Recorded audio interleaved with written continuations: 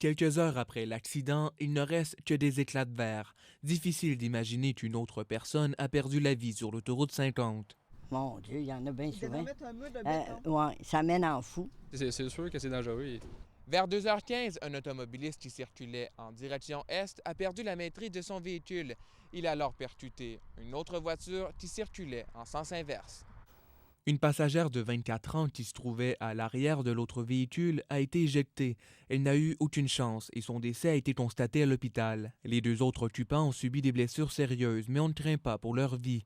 Le conducteur fautif de 25 ans a été arrêté pour conduite dangereuse causant la mort. C'est vraiment désastreux. Cet accident s'ajoute à une longue liste. Au cours des 3 dernières années, au moins 6 accidents mortels sont survenus sur l'autoroute 50. Est-ce qu'on vit dans une région sous-développée? Comment se fait-il qu'on a, après avoir attendu 30 ou 40 ans, c'est ce qu'on a eu comme autoroute?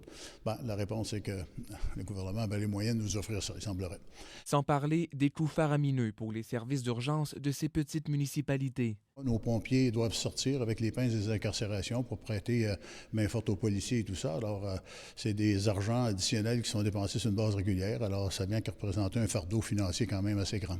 Encore une fois, des changements sont réclamés. Le mur de béton, c'est là, ils vont lutter le mur de béton, ils ne lutteront pas d'autre monde. Ça rejette deux voies à être roule.